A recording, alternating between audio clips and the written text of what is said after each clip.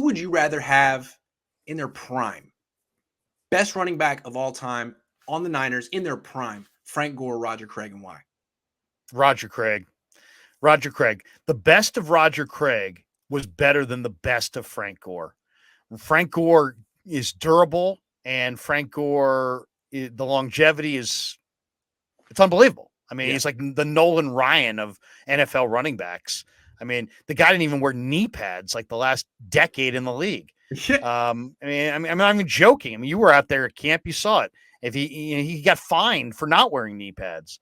But Roger Craig was a better receiver. They were equal blockers. Roger Craig, was a Pro Bowler at running back and at fullback. Arguably the greatest Niner team of all time was the 84 Niners. He was the star of the 84 Niners Super Bowl, game against the Dolphins with 3 touchdowns. He's the only guy in the history of the 7 team he was on the all-decade team. And if you look at the all-decade team, 70s, 80s, 90s, he's the only one of those three decades not in the Hall of Fame.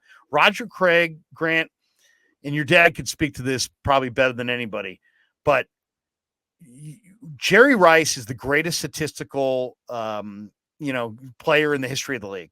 What he's done to receiving records, even in a pass-happy league, the guys don't approach his numbers even today.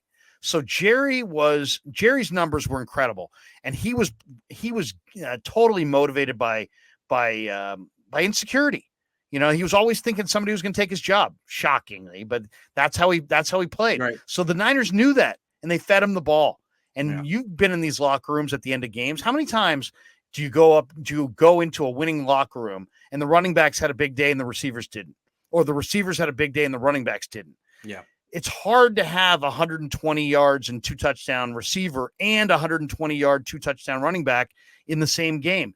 The Niners, Brent Jones, Ricky Waters, John Taylor, but most specifically Roger Craig, those guys' numbers are all suppressed by Jerry's numbers being so in the stratosphere. True. So Roger is not a product of his numbers. Roger is a product of winning. And to me, Craig at his best was better than Gore at his best.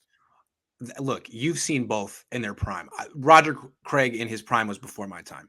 So all I can say, let me just speak on behalf of Frank Gore, because I watched it, I covered it. He was great. And just in terms of running the ball, I think Gore was better than Roger Craig. Just running the ball.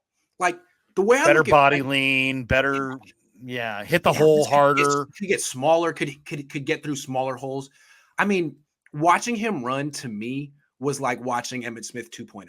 And the difference was that Emmitt Smith got to play behind the best offensive line of all time, and Gore didn't. But Gore got a year with Norv Turner, and that year he averaged 5.5 yards a carry, 1,600 rushing yards. He was phenomenal. I just think Gore had to play for crap teams in his 20s until Jim Harbaugh got here. Anyway, Gore was underrated. I think Gore should have been an all-pro.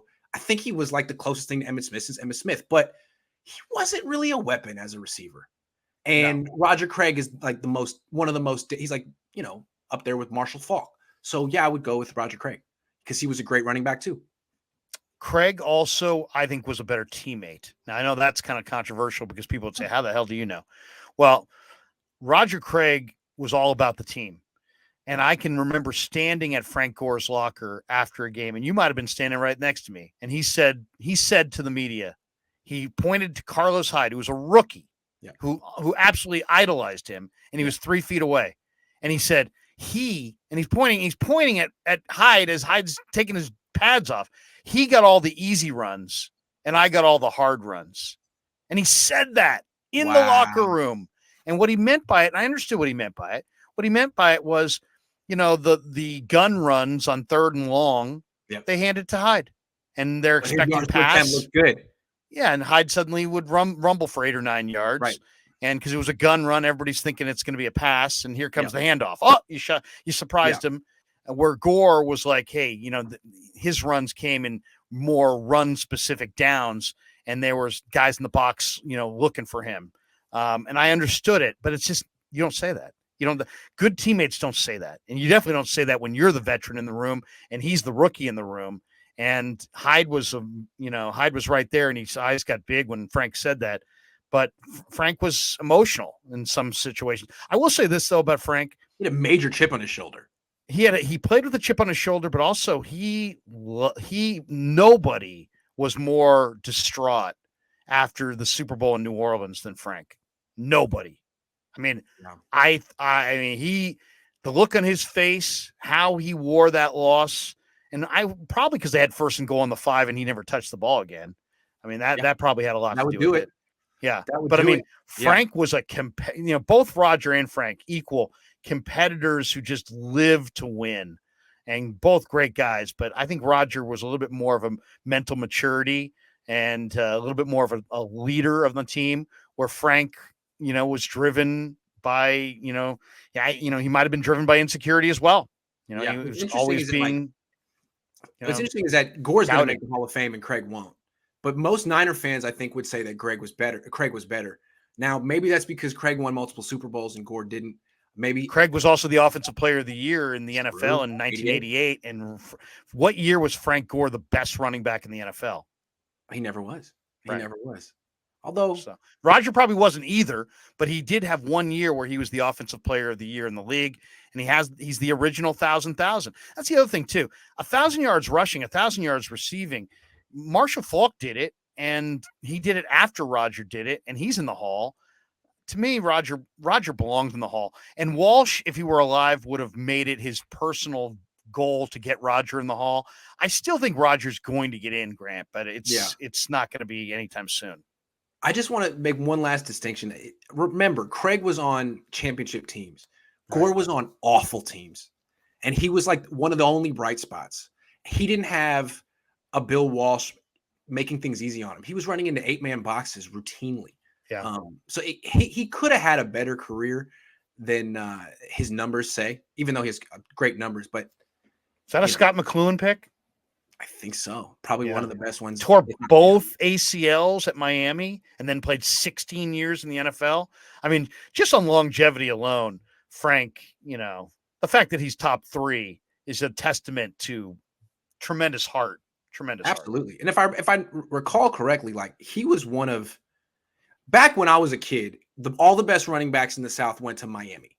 And he was like the best of the best. When he got recruited there, he was supposed to be the top guy, and he got hurt. And then it was Clinton Portis and Willis McGahee, and people kind of forgot about Gore. But then he proved in the NFL that he really was the best one of those guys all along. So he got vindication. I guess that's why he had that chip in his shoulder.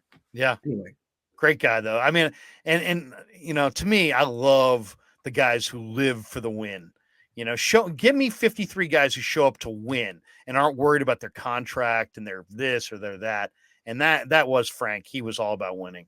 Also, he's a throwback. How many players in this day and age are going to play into their mid-30s anymore? Like, honestly, you probably shouldn't do it. Yeah. You probably have enough money. The medical research is out on what football does to your brain. You probably should stop. But if you know what, Frank Gore, he's built to play football. He loved it. He's a throwback. You got to love players like that. Did Darren Williams knock him out, or did he knock out Darren Williams in that boxing? Darren Williams knocked him out. Darren Williams knocked him out, unfortunately. Yeah. I thought Gore, he just seemed like he has a boxer's, I don't know, the way he maneuvered through the hole, he almost seemed like a Bob and Weaver, but he needs to, protect that chin, Frank. Michael says there is no running back better at pass protection than Gore. If Harbaugh gave the rock to Gore in the Super Bowl at the end of that game, he is Super Bowl MVP. That's a good point. Point. Garrison Hurst was damn good as well, knocking people off. But Frank was a great blocker. But Roger was a better blocker. Let's be honest. Roger was a fullback. Roger made a Pro Bowl as a fullback and as a running back. Last thing before we go, every year there are joint practices. And in the past, the writers used to do a little friendly wager, like, who's going to be in the first fight? Mm-hmm. Who's going to be in the first fight? Because there's always fights with the joint practices, right? Yeah. And a lot of people would usually, I'm not saying it was him, but a popular guess was Gore, because they would do those one-on-one blitz pickup drills. And Gore would destroy people in that drill. It was like, oh, yeah. I mean, usually that's sort of running back sort of kind of holding on for dear life and getting trucked. Gore would truck people. Gore would hurt people. And a lot of people thought, whatever, this team isn't ready for what Gore's going to do. That was kind of interesting.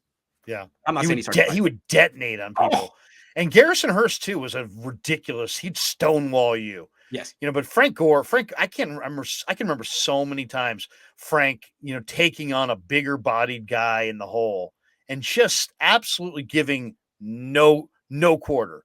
I mean, Yeah. like the rusher just hit. It was like the rusher hit a brick wall. That's Right. how good of a blocker. That's what kind of functional strength Gore had as a blocker. It was And crazy. that kind of offsets his lack. I mean, him not being Roger Craig as a receiver because, like, you want a check down option on 3rd and 4, but on 3rd and 8, that check down is not going to get you the first down. You need a running back who can stay in there and pick up a blitzer and The give your best quarterback argument some time.